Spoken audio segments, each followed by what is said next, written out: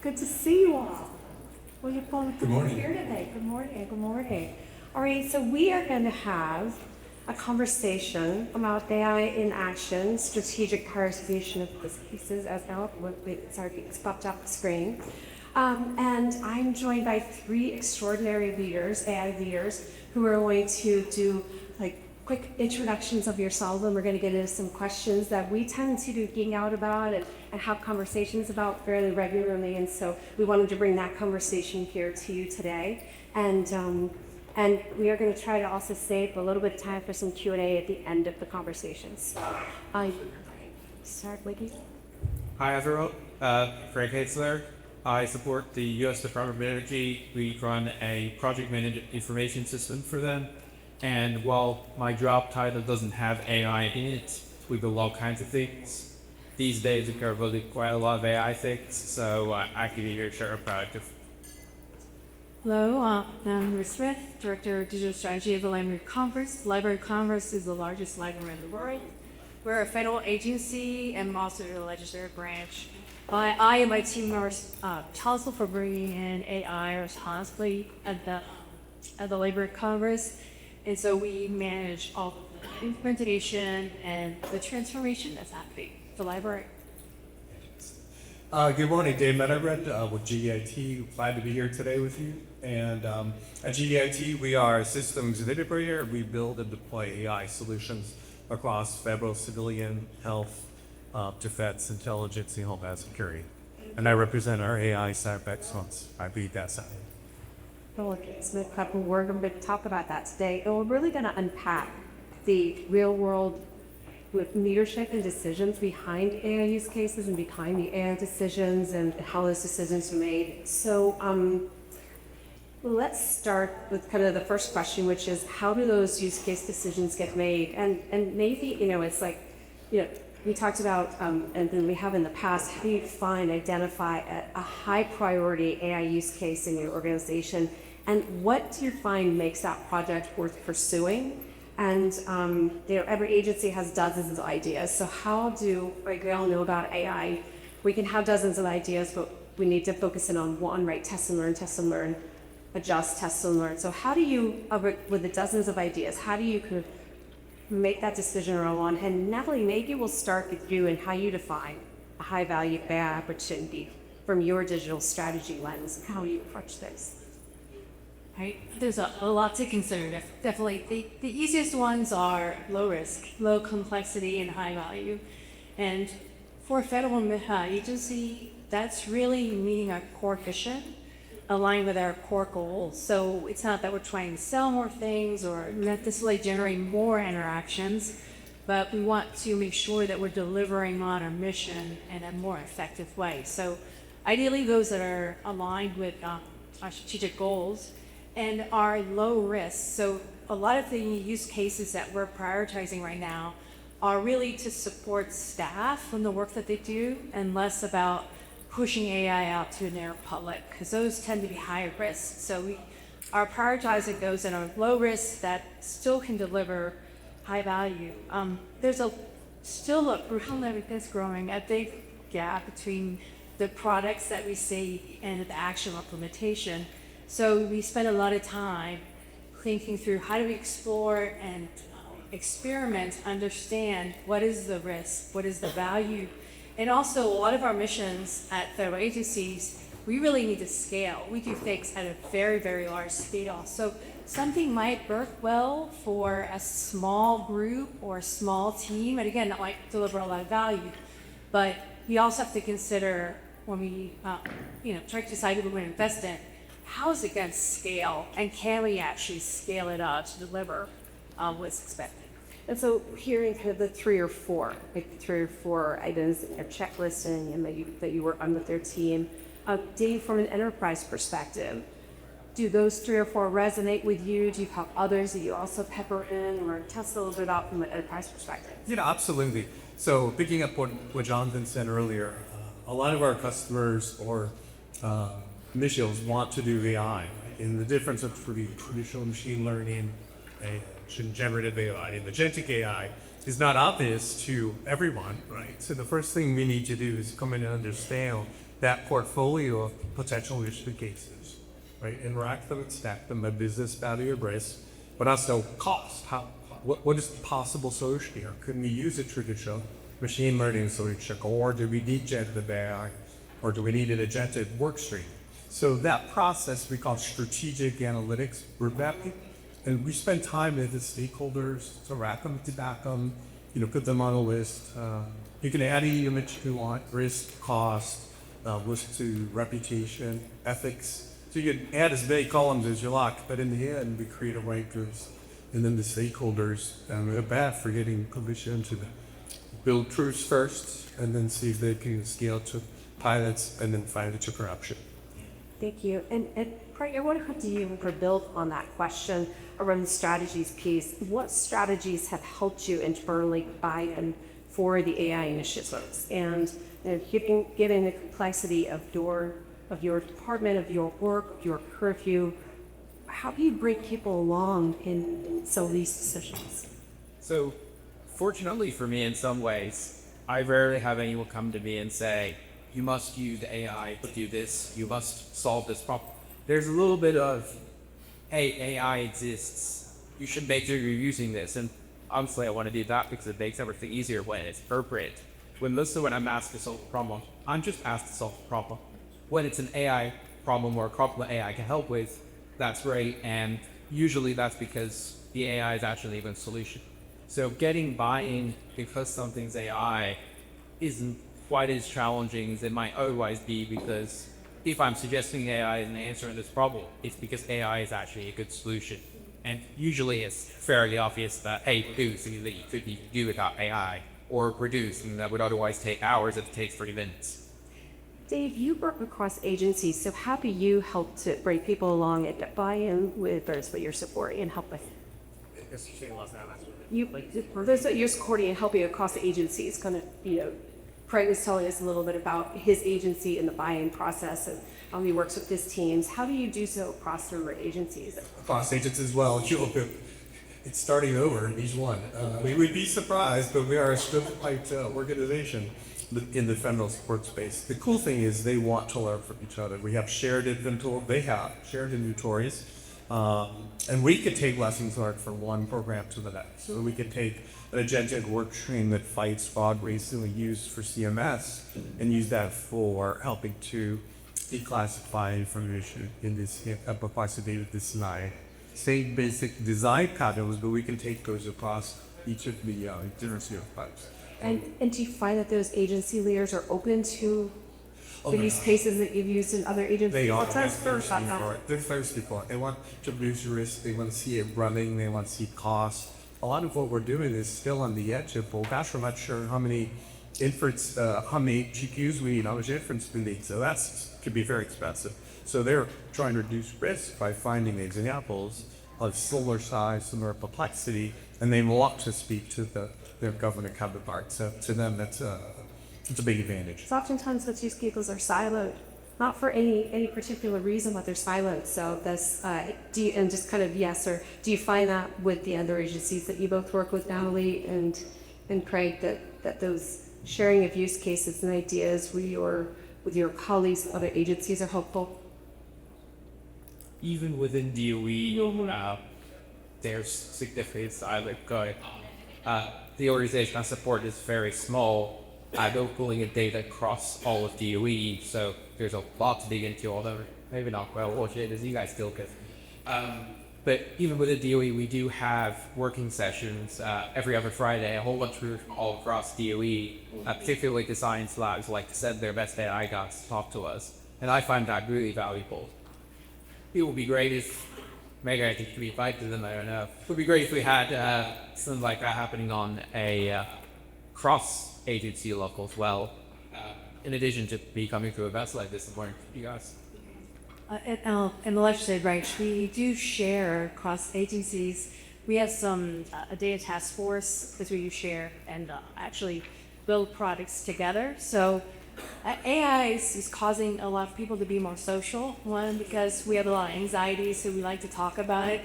So I think it is something that's bringing us together across silos in a way that we really haven't seen since the 90s, probably, since the internet. So we have, for example, a lot of social learning tools in the library.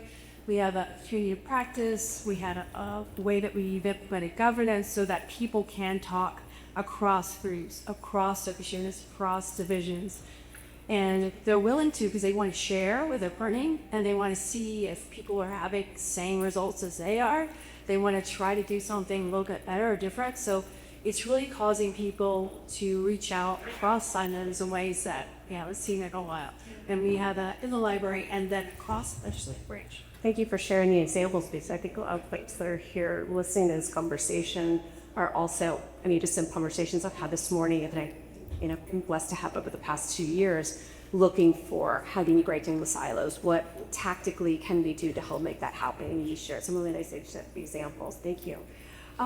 Let's move on to some metrics and indicators around artificial intelligence and how you are implementing. How do you evaluate the implementation of your projects? How do you know if you are moving in the right direction, if you're stalling, if you need to take it up and look? What are some of those indicators? And now, Lee, how are you measuring success in such an efficient-driven organization as yours? Because it's different from the private sector. I feel private sector is success. It might be a little bit in that, at least at the Library of Congress, accuracy is very, very important. So because we're known as being source of authentic information, from our experiments and in our annotations before we get started, we find what is the quality that we expect from accuracy. And as you all know, we're not very going to get 100% all the time, but in AI.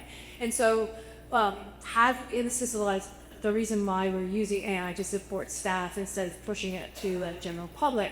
So how do you measure quality and watch that quality improve over time? Because technologies are getting better.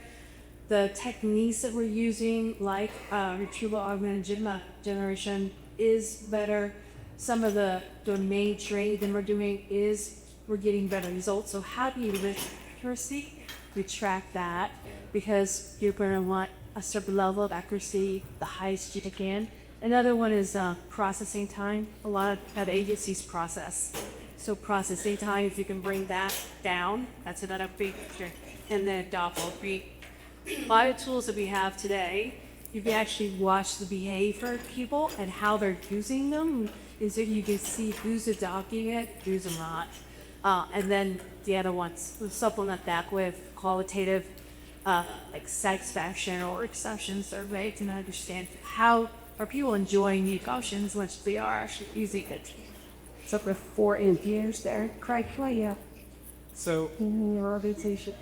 we could get an indication of general acceptance of whether our AI tools actually are useful for people purely by looking at whether people are using that versus a data gate for our web interfaces to find the data they need.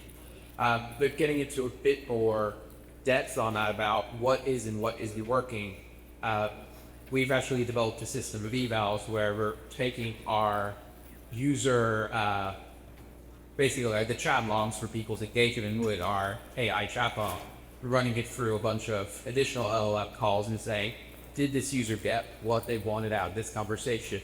Was the user frustrated with this conversation? Did the user give up or did they express satisfaction at the end?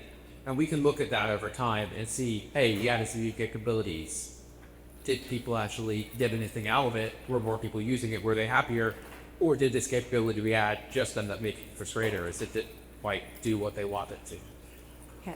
Right now, I'll get back to and ask a question around, you mentioned kind of four or five, Craig just mentioned a couple.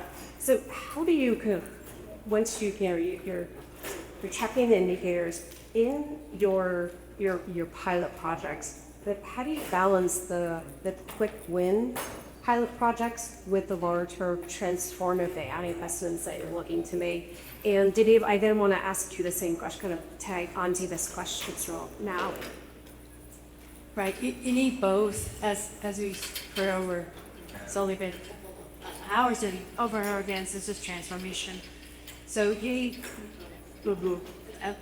AI and the tools that we have in order to build applications. We can build applications quicker, easier than ever before. So you're going to have the opportunity to get those quick hits through building the applications, but you need to approach AI coming into your organization as transformation, and that is a longer term project. The other that I like to talk about is data. A lot of times we'll build an application in 2 weeks and it's wonderful, but it didn't really showcase the 2 years of getting the data ready in order to use it in that AI application. So with us, since we have a lot of homogeneous data, we have a lot of heterogeneous data, we have a lot of data that is sort of different time periods, different formats. Data is something that is a long-term project for us, so that it's our data management, data readiness is part of that long-term transformation. But you need those quick hits to show progress, get you excited, and then to really showcase what you've done. And Dave, how do you help your partners, right? You partner with a variety of agencies, and Allie was just sharing, how do you help your partners see the same, kind of look for the indicators and think of the pilot projects and then the longer term and overall AI transformation? I agree 100%. The necessity to explore and learn and build proofs and pilots is more demanded now than ever been, simply because of the rate of change, the rate of increase of AI capabilities, large language models, and related solutions, agentic especially. So here we are in a realm where every couple of months things have changed, and you've built a solution that was great 4 months ago or a year ago, God help you, and now you've been up. What I'm doing to understand where its strengths and weaknesses. So always be learning. We tell our employees, our interns, always be curious. Always check out the newest release of large language models for capabilities. So that's number one. The deeper question is, what's preventing those proofs to get to production? And it's going to seem like a century ago, but in May of 24, in partnership with Google, GEIT published a survey of 325 government agencies, and we asked the question, what helped you get to production? What were some lessons learned? What would you do differently? And we gave them a lot of space and cloud. And we were just touching on generative AI, and this is before the birth of the agentic AI. So if you read it, it's got some good parts to it. We were reading it. It didn't go read GIT's AI in full bloom. You'll see there's a lot of good useful data there, but I'll bring it three. The reason that most fail, that 58% fail, is lack of infrastructure for scale. You couldn't do the inference at scale. The K-box is cool, runs up by data scientist Cupertino. But then if you try to apply it to 1 million complaints a day, it falls down. So it's scale fees? Yeah, infrastructure. So the second was data complexity. 38% failed because, again, data scientists lay in data, they pull data, they sample data, synthetic data, but when they have to trip across real data, things can get really here quickly. I think you mentioned that. And then the last 23% failed because of lack of user acceptance. So users either weren't brought along for the ride or to the transformation process, skipped them. They have to do this instead of that. Well, I don't think I like that. So if you keep those in mind, infrastructure, data, and users, you're going to have a higher rate of success of going from proof to pilot to production. But always be curious, always be learning. Yeah, and we've heard curiosity already a few times this morning, and we're hearing throughout the day. Again, it's these softer skills that people are overlooking as they get to architecture and implementation. It's the trust within the organization, the culture of the organization, the curiosity that's built into the organization for years themselves. So let's see. We've talked about how to track indicators. We've talked about how to ensure successful projects. We talked about a little about kind of what gets in the way of some of those successful AI projects. So let's talk a little bit about it. I'm going to ask each one of you, now that let's start with you, to share a challenge or failure that you encountered when implementing an AI use case. Failure goes hand in hand with artificial intelligence in a good way, right, in a scientific way. So what was it? What can you share with us? And then also, how did you address it? And Craig and Dave, I'm going to ask you the same thing. I'll start. Mine, I had a label. It would be, just because you can doesn't mean you should. two cases come to mind. One is that we were implementing, say, AI. I like to call them AI teaching techniques. So it wasn't a commercial soft products, but it's actually using NLP, for example, natural language processing, going to improve workflow. And we approached the design of this ecosystem with too many features. And so, because we could, it was a lot easier than it had been 5 years before, so why not? And so when we rolled it out to the actual analysts that were using it, it was too much. And they're like, I don't want this. I want more. They really wanted to feel more like they were in control. So it's not necessarily that they want the AI techniques in there or processing. It's that they wanted to understand the traceability. They wanted to know how these kind of results were there. And so we ended up making it less complex. So that's one version of it. The other is It's to simplify. simplify. But you're right. Just kind of we could, so we did, and why not? Right. Especially I'm like, I bet others have been in that moment. yeah, especially with the adoptability, right? Yes, sometimes it's too much. It's hard to adopt. But the other is a lot of you might have this experience with Copilot. So when Microsoft, where's Copilot, Alex, a lot of us have a question: should you turn it on, off? And so, really would recommend that you have the governance in place before just turning something on because it's there. So that's another, I think, example. A lot of people and what you got to identify with if you're using industry. Speaks. Dave talks about sugar recuts and pickups and what you board. What I can say is I'm going to kind of cheat on this. But I've heard a statistic recently saying something like 40% of agentic AI projects are expected to be canceled or replaced by 2027. And the way that was phrased was, 40% of AI projects are going to fail. When I think about the AI projects that we've released, by that metric, something like 80% of the things we've created are failures because we built them, we launched them, 6 months later, the technology landscape had changed again, and it was time to start from scratch, completely new repository, start writing new code, and rewrite our chatbot to be agentic from the start. Or change this doc research system that we just spent 2 months optimizing to use something completely different because the technology is just moving too fast. So is that Kelly just a failure, or is that Kelly as innovation and technology has caught up and we're now going to Already out have been seeing it, I know. technology failures. It's very applicable. That's why I wanted to ask, because that actually sounds like the process of innovation, that you're moving forward and you're identifying where you can innovate and where you can use new technologies. And the headline is, the typical headline is that these fail. I'd love that you shared.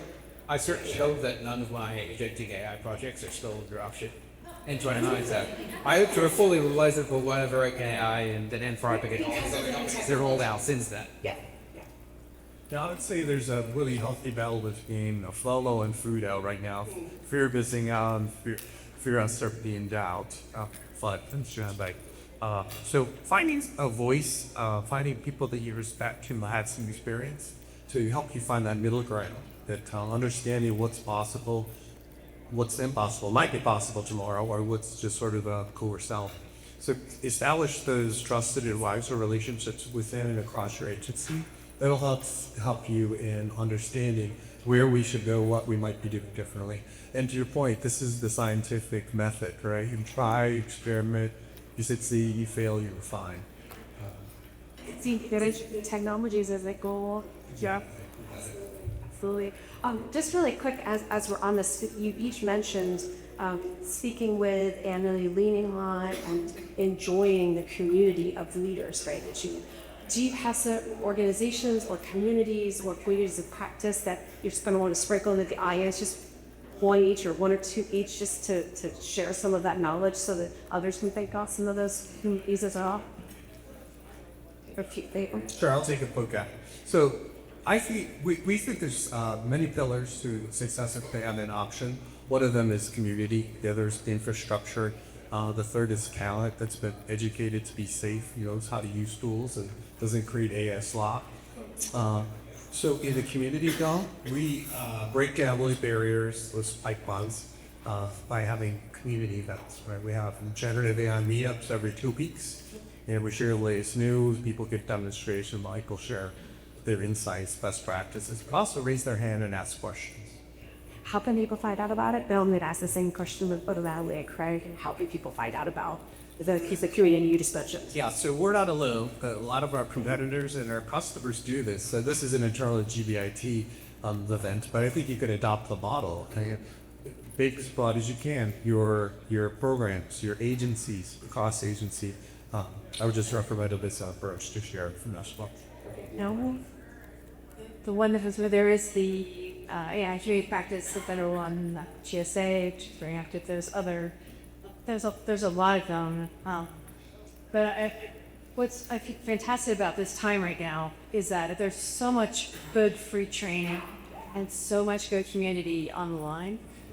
So if you're thinking about maybe I want to make a digital twin up myself, I mean, I always thought they can go and find free training somewhere and get started. So that is something that you take advantage of, try to promote. Like if you're interested in something, you're probably going to find really great quality training in a community you're out at the work is on. So GSA.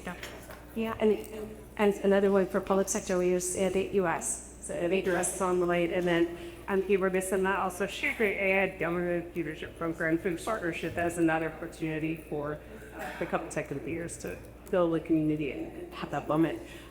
Greg, what do you think? I would say for me, there's one in terms of the DOE that I mentioned. The piece where I'm interacting with a lot of people online, it's less as to organize community, but there are a lot of people out there learning how to use a lot of these new AI coding tools and share their journeys online. And sure, most of the people I've talked with online are starting their 57 Silicon Valley startup. It's got a little bit different approaches to some of these problems. But there's a ton of people learning new stuff and talking about it, excited about it. And I find myself learning new things all the time. That's good, Big Bang. Okay, we're going to answer some questions in just a minute, but I want to do just kind of a final lightning round of questions for each of the three of you. If you could choose one sentence of advice to peers starting their AI journey, what would it be? And I'm putting them a little bit on the spot because we did talk about this. Keep up with it when we kind of geeked down and talked about all things AI, which we've done a couple of times. But this is something that I thought about over the weekend. What do you think? I see that. Yeah. I'll be first. Unlearn how to code.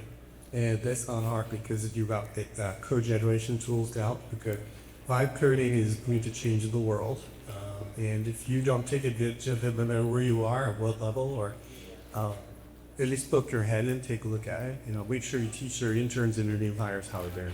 So learn how to code, build something. I'm hearing that and learn how to code. Ali, what do you think? What's a piece of advice?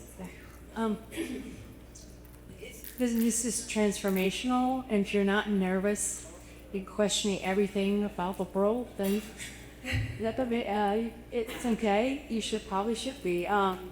So different people are at different places in their journey, and there is a lot to understand, and just keep charting forward.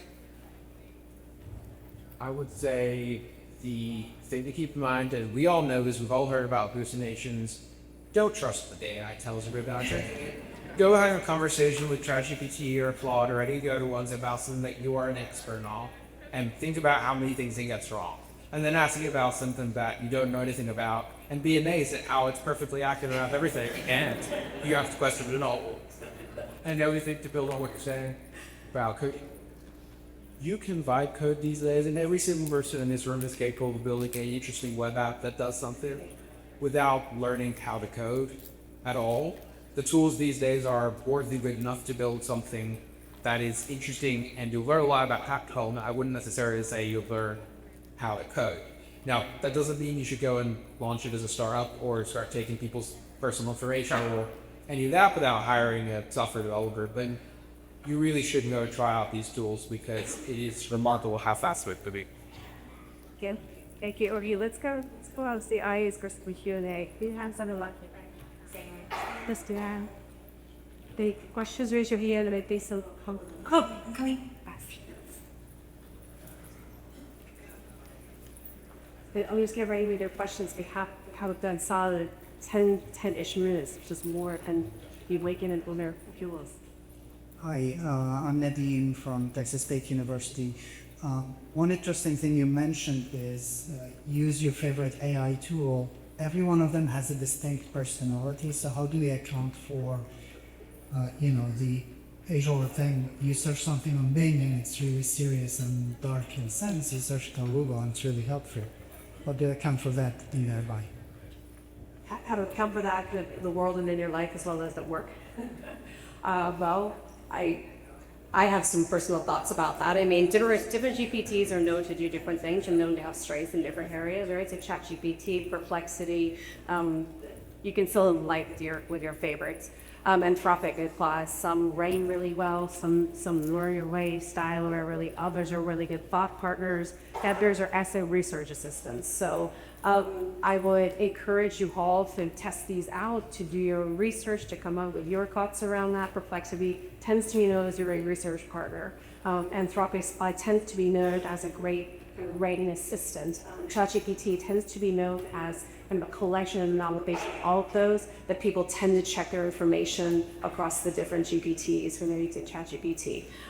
That's just there are many more GPTs, but I'll just kind of mention those three, and it's some broad brush strokes as to what people tends to do well and what people feel they tend to do well. Where's in Bob? It's expected that a job of the future is that we're going to be managing agents, right? And that you might have a team and 3 of them are agents, 3 of them are human.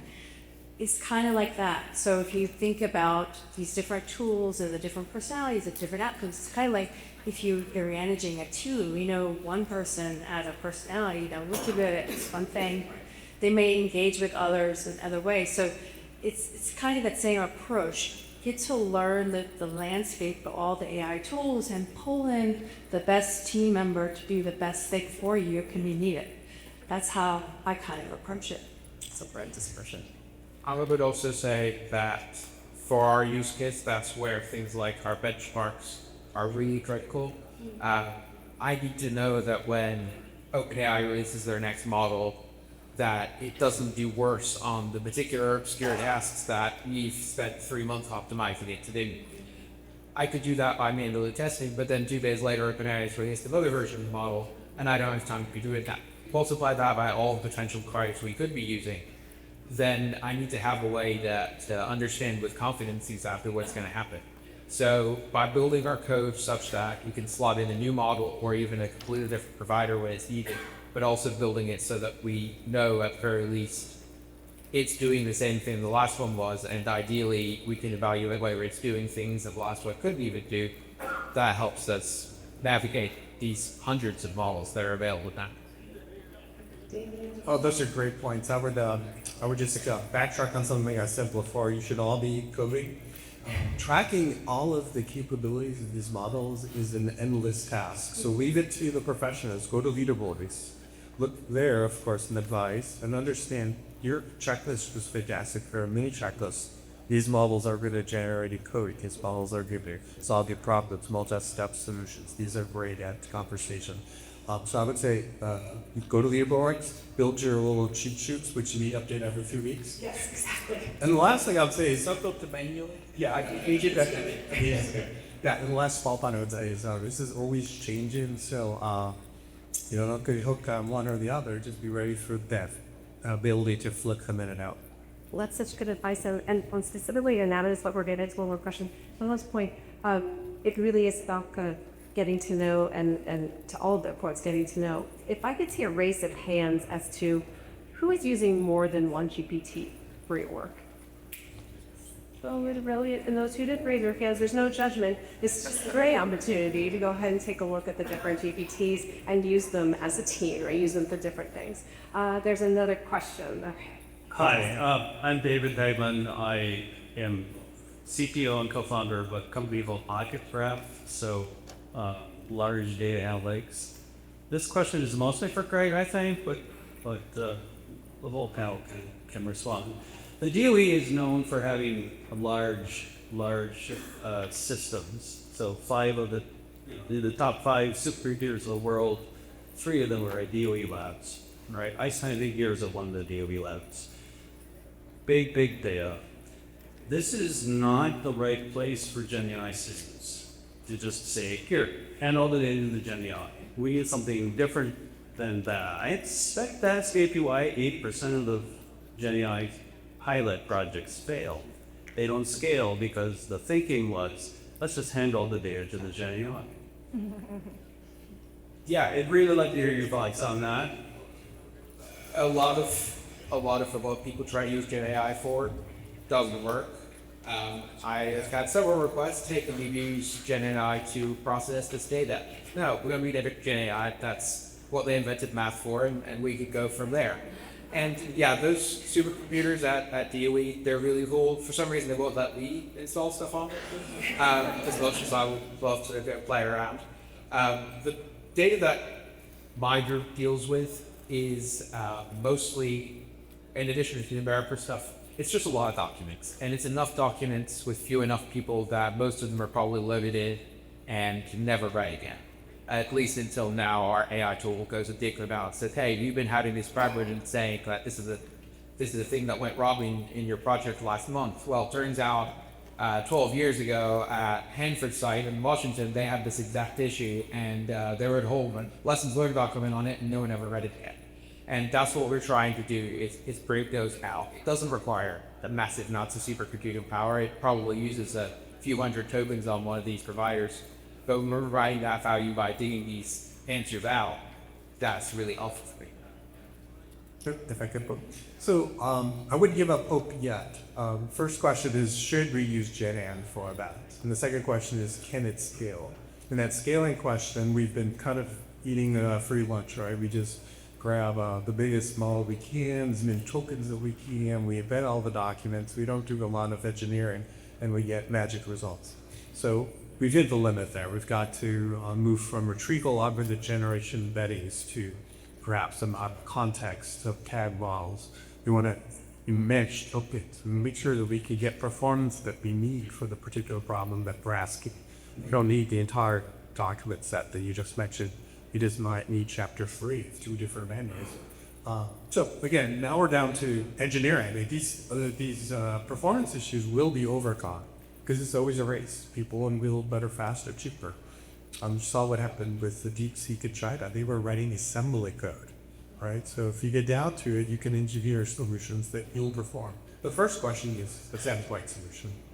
And also, it also showcases how much domain expertise is still needed. Yes. Because sometimes people might apply Gen AI to these problems that really are solvable with Gen AI, and then something will come out. And if you can't evaluate what came out, if it's accurate on that, then that's a problem. So that's domain expertise is still needed. So not only asking questions, should we apply Gen AI to this problem, but also the result of what comes out of whatever technique we're about to choose or whatever generative AI tool we're going to use, is it accurate? And how can we make it more accurate by using these techniques like RAG, context engineering, all these other, how do we make it even better? And that's where domain expertise is still needed. So, time for some more questions. Give in. We're gonna have time for 2 more questions. 1 and 2. Excellent. Oh, boy, it's awesome. Thank you. I just want to push back a little bit on that. Everyone should learn how to code. As someone who came into this industry because I love language and I've always been good in the humanities side of the house, the business and person side of the house, I wonder, as quickly as these things are helping people like myself with some math deficits, do all that if I'm not better off to be that liaison between the business, the CHRO, and the CFO, and the software engineer that's going to have to build this stuff anyway. Do I really need to know how to code in order to bulk emails based on the business's values and KPIs? I'm not sure in the next 6 months that will be the case. I think it's because I was just going to jump really quickly up Anne's good answer.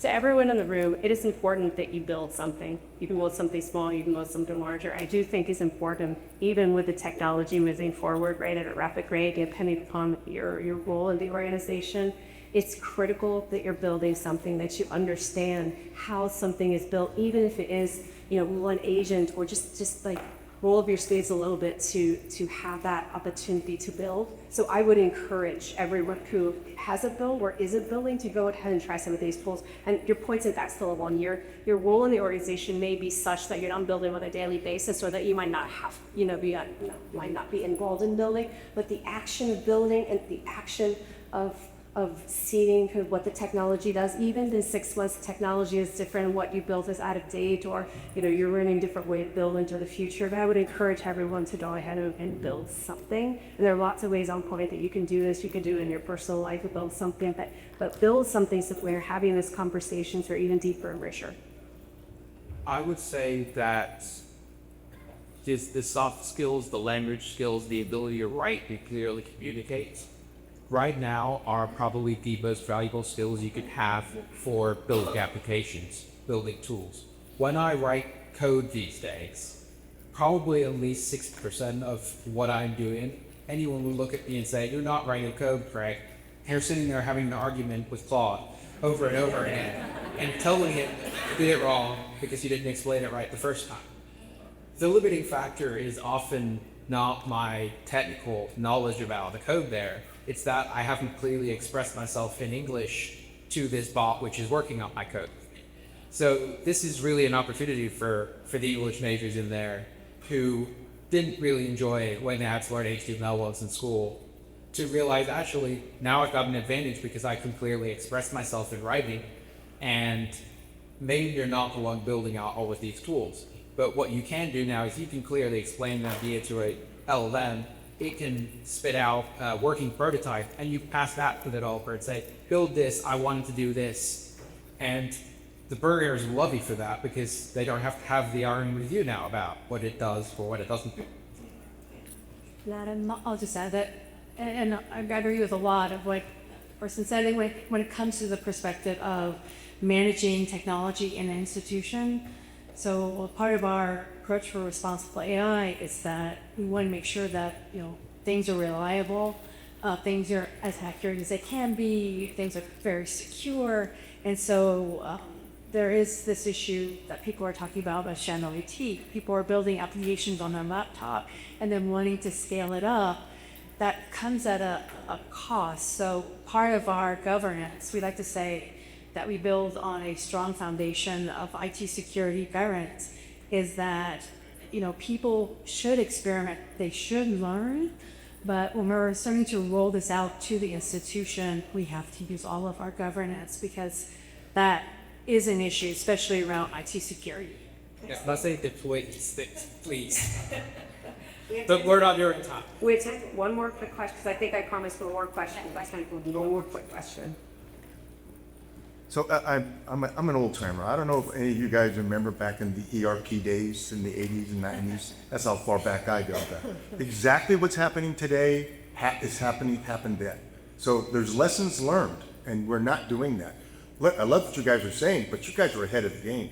It's like building a house on sand. You got to go back to the fundamentals, right? Organizational structure. You're trying to build on today's operation instead of the future. That's what we've had integration. Cultural. We all understand that. I mean, I was the one that clapped the loudest when that came up. Why? Because the cultural part, our DNA, our emotional DNA is we don't believe it, right? That's how it happened. We just don't believe it. And the last, which is the most important, is the managerial side of it. It's the leadership stewardship. Leaders that want to build it, they want to implement the program, right? But they're not looking at the integration of the future. And I think that's what we need to start looking at. I love what we're doing, but I think we're missing a foundational piece. Any thoughts to that? I mean, I have some thoughts to that. Your points are spot on, and please remember. I lived it. Exactly, these lessons have been learned before. Please keep in mind that less than 20% of leaders today across the public, private, and nonprofit have any AI literacy or fluency to make some of the decisions that we're talking about today. So everyone in the room may be part of that 20%, so bravo to you all. More than 80% are not there yet, and so let's make sure that we're reminding them of those lessons learned and reminding them of how to build now and into the future with artificial intelligence, a technology that they're just dipping their toe into waters though. Because again, 20% is a generous number. It's usually around 85% who don't have the AI literacy and the affluency to make these decisions. And we're going to continue to see these failures, just like we did back in the 80s and 90s, until something changes.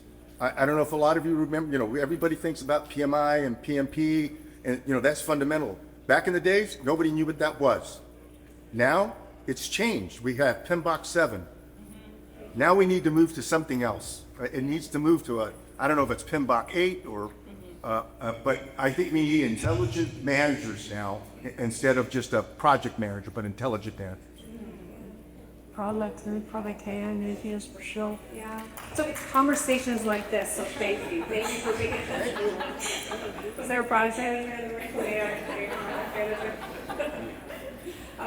Great. Thank you for the conversation today. This is why we have conversations like this, right? So that the 20%, I was assuming everyone raised a hand and clapped, right? The 20% who have the information are spreading it widely and generously. It takes courage to have these conversations. I want to thank our panel for during every day for the work they do too, and particularly during government shutdown, to come in and share the thoughts and ideas with everyone today. Really very honored to have you here. Thank you so much. Craig Hadley.